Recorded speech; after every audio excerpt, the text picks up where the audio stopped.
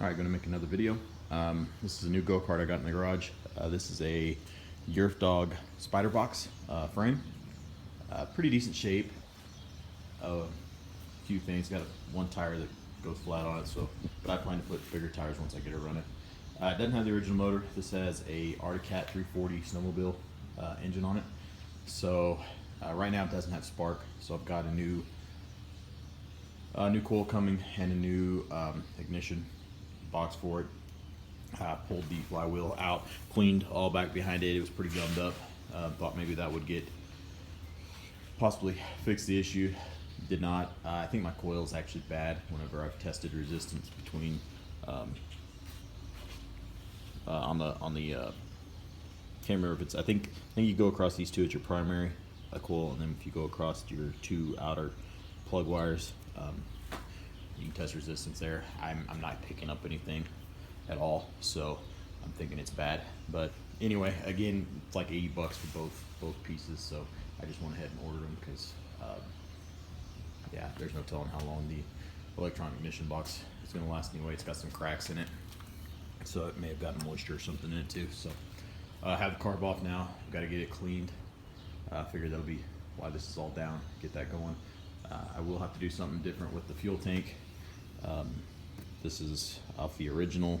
Somebody built a bracket. It's not too bad, but they broke the barb off, so look at something, figure out a gas tank. I may just order one I can mount up there, just like kind of what they've got, but get that done.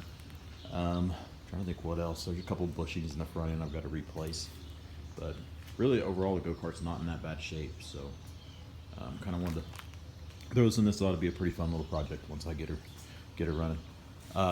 Onto the Candy 250.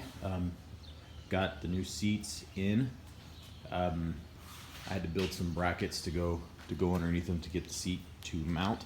These new seats were about 2 inches wider where the brackets mount underneath them compared to the originals, so they changed them a little bit, but other than that, these seats are dang near identical. Basically, they just changed the red to black where they sewed it into the seats. So yeah, that'll be nice when I get them mounted. I'm really close. I've got to pull this one back off. Actually, in the process of trying to figure out how to bolt it all together, I put the bracket on backwards, so I've got to pull this one back off, switch it around, bolt it back in, and I'll have the driver's seat done, and then move onto the passenger side. So basically all I did was take some square tubing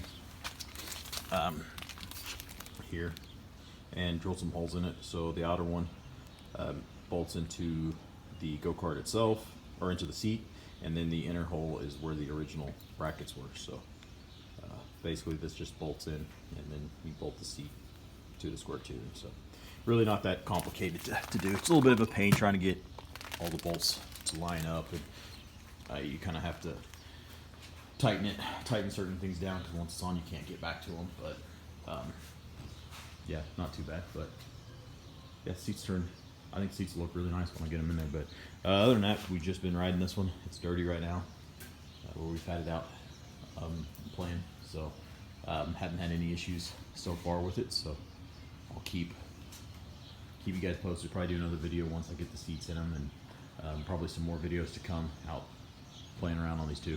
Really kind of excited to see what this does with that 340cc two-stroke snowmobile motor. So the guy I got it from, he didn't put the motor in it, but the people before him, they're the ones that stuck it in there, and they said it ran really well. It's pretty quick. So we'll see once I get her going.